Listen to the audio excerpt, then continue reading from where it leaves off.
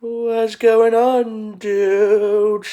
Bam, bam, bam, bam, bam, bam, bam. Welcome back to the vault. It's your boy MC Millennium Falcon Jets. The film I will be reviewing today is Star Wars: The Rise of Skywalker.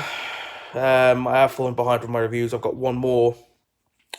two more reviews to put up before the new year, and also a year in review before New Year's Day, but I may have to put that up on New Year's Day. We'll see what happens. Let's just jump straight into it. This one opens with the usual text crawl before we witness Kylo Ren brutally killing soldiers in true Sith fashion. It's pretty cool. Quite a big cast for this one. Daisy Ridley returns and is joined once again by John Boyega, Oscar Isaacs, and Kelly Marie Tran. There's also some fan service cameos from Mark Hamill and Harrison Ford, as well as a fun cameo from Billy D. Williams. The standouts for me, though, were Adam Driver, who gave an incredible last performance as a more sullen Kylo Ren, and Ian McDiarmid. I think I'm pronouncing that right. It was more terrifying as Palpatine than I ever remember. Both Driver and McDiarmid were the best thing in this film, in my opinion. The story for this one continues on from The Last Jedi. It does end our saga with a nice little flourish. One thing that can be said about this final chapter is that it certainly feels like an adventure. Like, we are constantly on the move, seeing more and more locations in this specific galaxy, and because of this, the film at least didn't feel stagnant. We get to see new worlds and are taught once again to fear Emperor Palpatine, which is also a good thing to be taught, I feel. I also appreciated how brilliantly Kylo Ren was written for the most part. Part of me just really wanted him to succeed. Special effects, CGI, and action set pieces for this are nothing short of spectacular in this film. Each action sequence lends more gravitas to the overall universe and also gives us some exciting scenes to sink our senses into. There's a really cool chase sequence through a desert, not to mention the multiple times Kylo and Rey cross lightsabers. Some really awesome choreography and set design. Talking of the set design, there are some truly beautiful locations and some wonderful cameras shots feeding us these locations.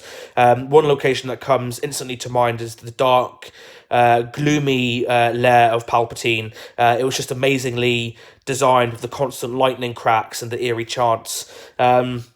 We are also spoilt by a multitude of big, gorgeous shots. It's too many to go over, but one in particular was of Palpatine's fleet rising out of the ground. Just really incredible. I also have to mention the awesome costume design. Each piece of clothing and armor was different, and each had cool, tiny, minute details. I was especially blown away by the armor worn by the Knights of Ren. Not to mention the cool suit and helmet worn by one of Poe's allies. Just something I noticed and kind of loved. And obviously Kylo Ren's suit, mask, helmet even is just really cool. It looks even cooler than in this film. The score is also bloody phenomenal. John Williams is a true composing genius, and I'm glad he's returned for each of these films. All of the familiar nostalgic themes are there. I'm not even a huge Star Wars fan, but even I get chills when I start to hear the Imperial March playing, mixed in with other notes of music. It was just really great stuff. So there we have it. I didn't really learn much from this film other than nostalgia, can be the death of big film franchises like this. I will get to that in a second. Let's just jump to the two most important questions. Question number one, would I recommend this film? If you are I personally wouldn't recommend this film. I'm not a huge Star Wars fan, as I've said before, but saying that, as just a regular cinema goer, who's not a huge fan of these films, I personally wouldn't recommend this film. If you are, however, a huge fan and you've seen all the other films, and you are a true fan of these films, I would recommend it just to maybe get some closure and see out the end of this current trilogy. And you may enjoy it more than I did as a true fan, but I personally would not recommend this film. Question number two. Does this film belong in the vault? I'll be honest, this film didn't really do it for me. The thing that bugged me the most was just how absolutely lazy the script was. An example of this was, rather than have a concrete original reason as to why Palpatine had returned, we instead get, oh, he was cloned, probably. As an audience, we just have to accept that, and then we move swiftly along, like he's Dolly the fucking sheep. The most infuriating thing, however, was the film's insistence that Rey is an all-powerful Jedi. I mean, we know she is a powerful Jedi, but in this film, you were constantly clubbed over the head with this fact. And because of this, and to really push this home, the writers put her into dumb situations, one of which, results in one of her team being caught.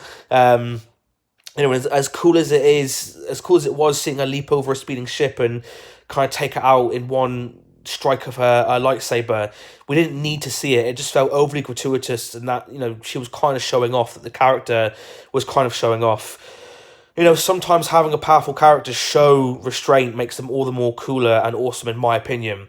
There were also so many ex machinas that shoehorned in, excuse me, in order, to get these talentless writers out of the corner they've written themselves into.